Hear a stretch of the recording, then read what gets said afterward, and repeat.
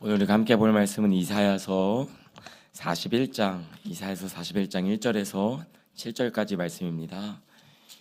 이사야서 41장 1절에서 7절입니다.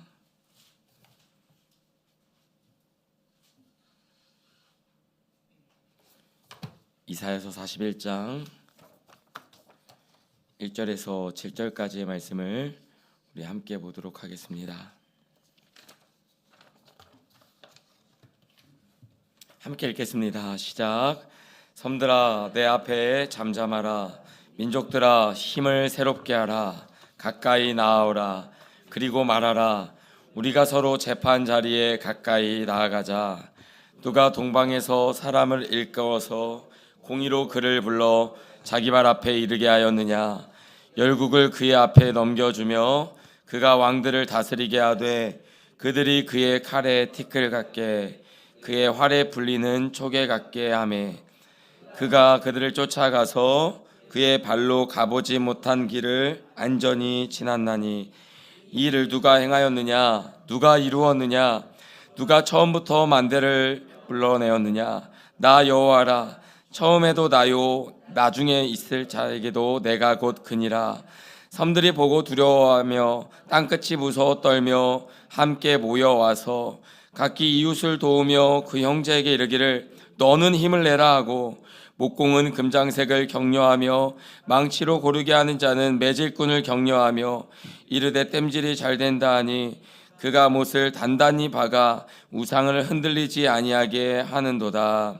아멘. 아멘. 사랑하는 성도 여러분, 오늘 하루도 작심삼일 기도의 이튿날 함께 하나님의 말씀 앞에서 우리가 하나님의 뜻과 하나님의 마음을 알아 또 깨달아 그 말씀대로 살아내는 우리 귀한 날 되기를 주님의 이름으로 축복합니다.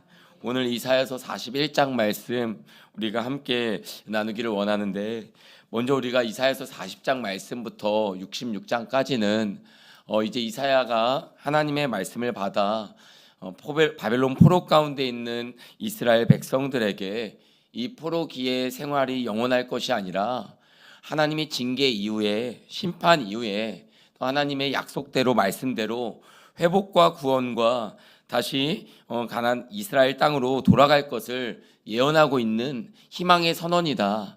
하나님의 소망의 선포다. 그것을 함께 말씀을 통해서 나눴습니다. 그래서 이사야서 40장 1절 말씀에 보니까 너희의 하나님이 이르시되 너희는 위로하라. 내 백성을 위로하라 라고 말씀하고 있습니다. 2절 말씀에는 이렇게 이야기하고 있죠. 너희는 예루살렘의 마음에 닿도록 말하라. 그것에게 외치라. 그 노역의 때가 끝났고 그 죄악이 사함을 받았느니라. 사랑하는 성도 여러분, 위로와 회복의 선포는 단지 그 기간과 시간의 끝남이 아니라 이스라엘 백성들 안에 정말 우리의 죄악과 우리들의 타락과 하나님으로부터 우리가 단절되고 떠났던 시간들이 그들이 스스로 깨닫고 마음으로 먼저 돌이키고 다시 하나님께 마음의 소망을 둘 때 하나님이 주시는 회복의 선언임을 기억하는 저와 여러분 되기를 축복합니다. 그러면서 어제 말씀의 40장 말씀의 끝은 이렇습니다. 오직 여호와를 앙망하는 자는 새 힘을 얻으리니라고 말씀하고 있습니다. 오직 여호와를 앙망하는 자, 하나님을 바라는 자, 기대하는 자, 그의 말씀에 힘을 얻는 자, 그의 말씀대로 되어질 세계의 역사의 섭리를 기대하는 자, 그것을 바라보는 자에게는 독수리 날개쳐 올라감 같을 것이다. 그가 곤비하지 않고 피곤하지 아니할 것이다. 새 힘을 주실 것이다 라고 말씀하고 있는 것입니다. 이런 맥락에서 오늘 41장 말씀이 시작되는데요, 우리 1절 말씀 다시 한번 읽어봅시다. 1절입니다. 시작.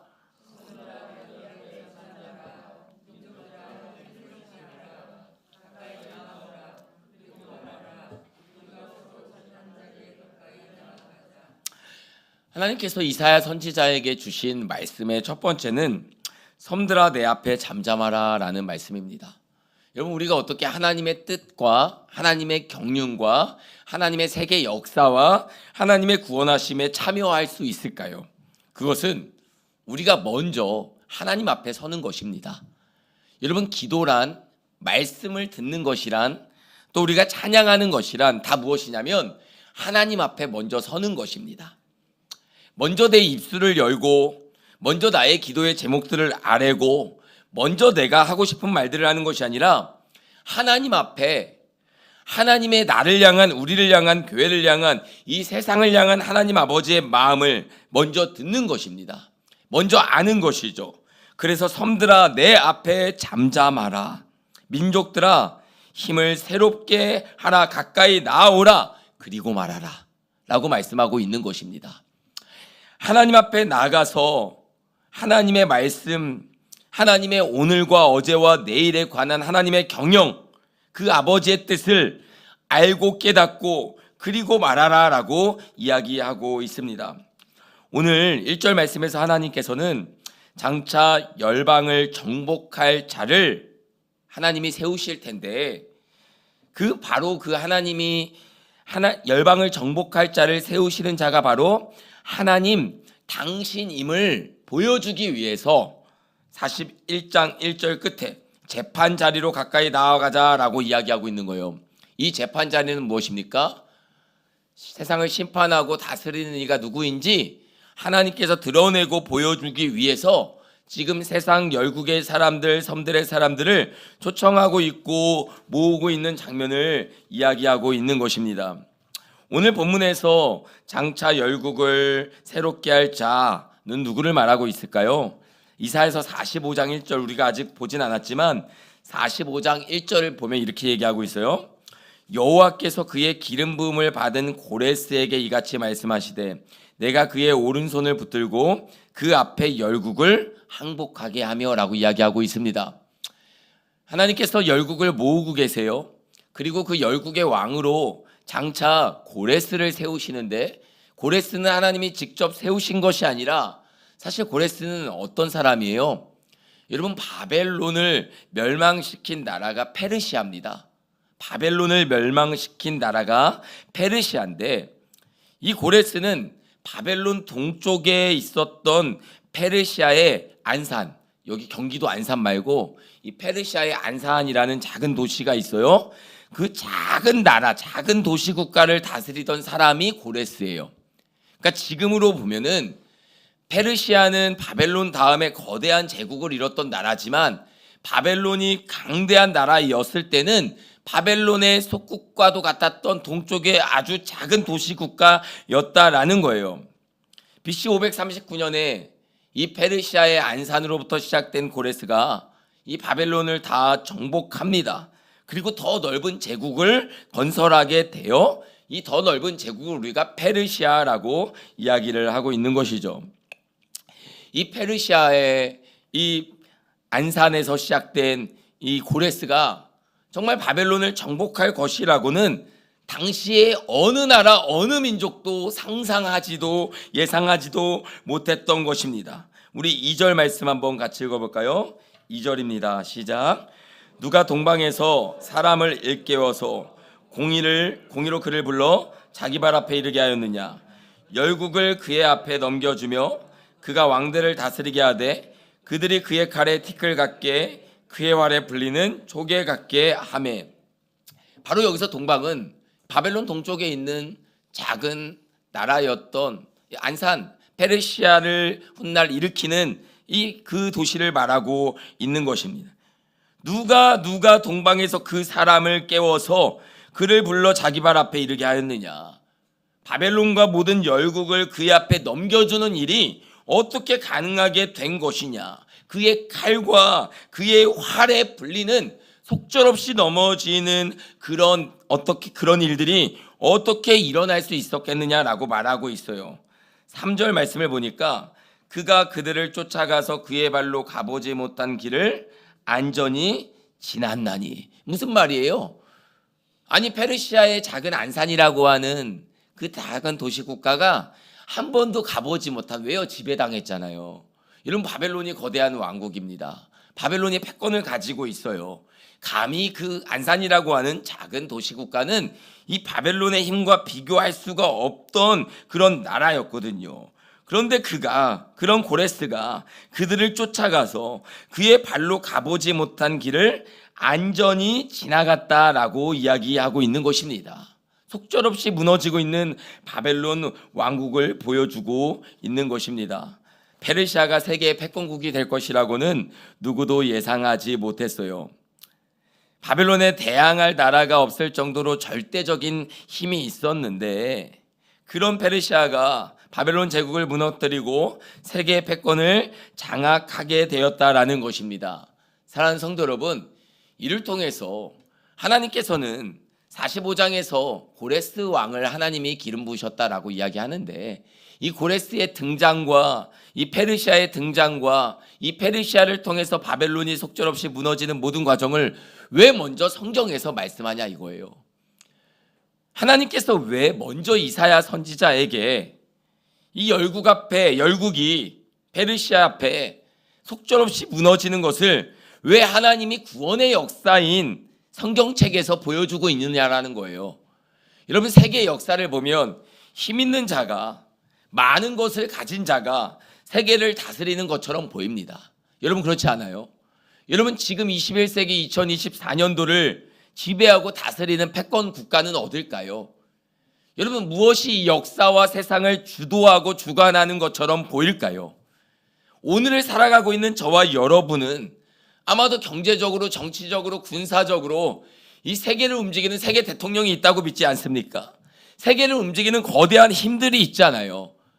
어떤 나라들을 세울 수도 있고 어떤 나라들을 중지할 수도 있고, 여러분, 세계에서 입김이 세고 세계 경제를 주도하는 나라들이 있지 않습니까? 우리는 그 나라들의 영향을 받잖아요.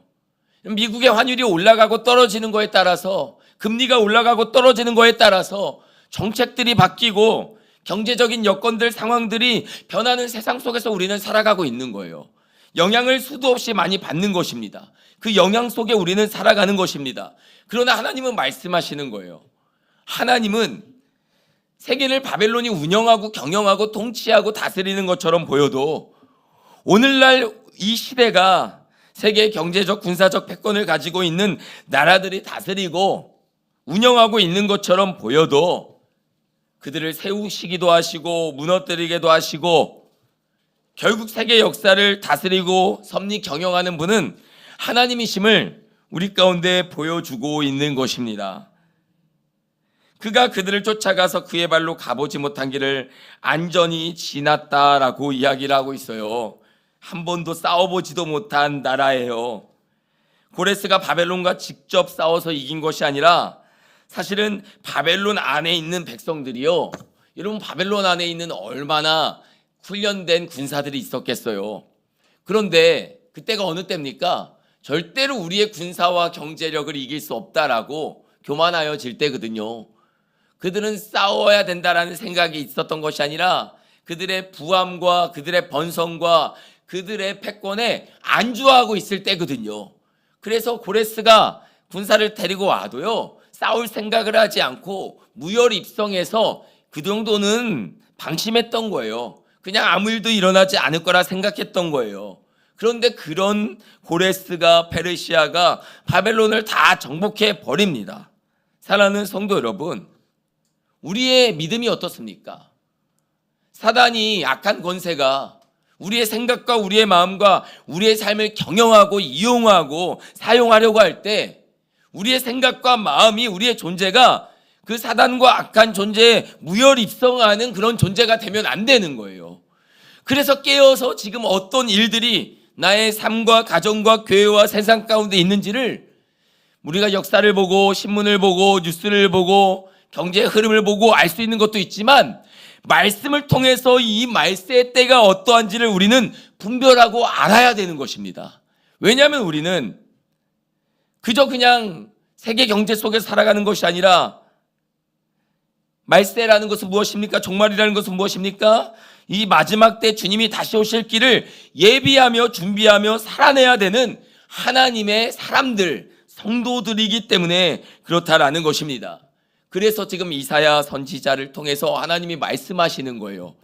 너희들이 곧 페르시아가 바벨론을 정복하고 고레스라는 듣도 보지도 못한 왕이 세계 패권을 주게 될 것을 보게 될 터인데 내 앞에 와서 먼저 들으라. 왜요? 그 고레스는 그가 정복하고 다스린 듣도 보도 못한 왕 같아 보이지만 하나님이 일반 은총 가운데 세계 역사를 주도하셔서 세우시는 왕이 될 거거든요. 그 고레스를 통해서 이스라엘 백성들을 다시 가나안 땅에 돌아가게 하는 통로로 하나님이 사용할 왕이기 때문에 그렇다라는 것입니다. 사랑하는 성도 여러분, 세상을 주도하고 있는 정치, 경제, 문화, 여러 가지 보이는 힘들, 보이는 경륜들, 보이는 역사들이 있지만 하나님의 말씀 앞에 예배 가운데 나올 때 그 보이는 역사 넘어 보이지 않는 하나님의 손으로, 섭리로 세상을 경영하시고 하나님의 선하고 복된 뜻 가운데 인도하시는 하나님의 말씀 앞에 먼저 설 수 있는 저와 여러분 되기를 주님의 이름으로 축복합니다. 그분의 지혜로우심, 그분의 크신 안목, 그분의 온전하신 뜻, 반면 우리의 지식의 한계, 우리의 불완전함을 자각하고 하나님 앞에 설 때에 세계 역사를 경영하신 하나님 앞에 우리가 쓰임받는 여러분 세계의 왕보다도 한 나라의 대통령보다도 세계를 움직이는 세계적인 부호보다도 영향력 있는 백인, 천인보다도 여러분 보세요. 세계를 움직이는 영향력 있는 백인의 명목들을 보세요. 하나같이 다 무엇이 있습니까? 다 영향력이잖아요. 영향력이라는 것이 무엇입니까? 물질적인 자산뿐만 아니라 한 기업을, 한 나라를 움직일 수 있을 법한 힘을 그들이 가지고 있다는 거예요. 그것을 세상은 영향력이라고 합니다. 그러나 하나님은 우리에게 말씀하시는 거예요.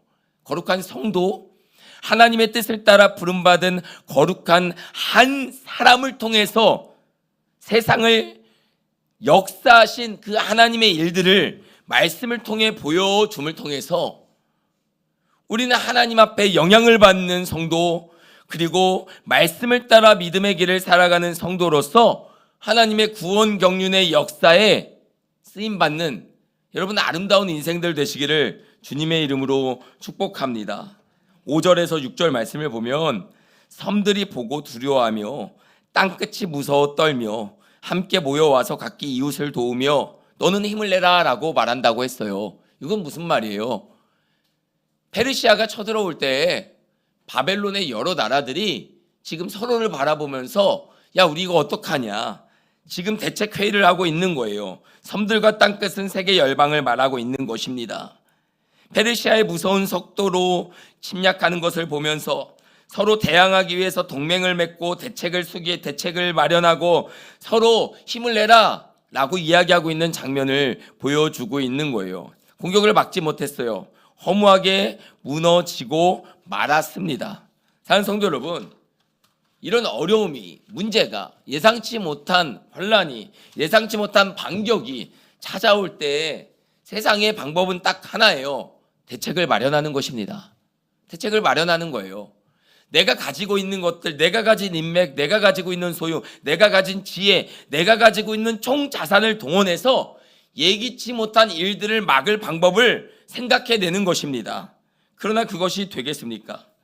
각기 이웃을 향해 말합니다. 너 힘을 내. 도움을 요청하는 것이에요.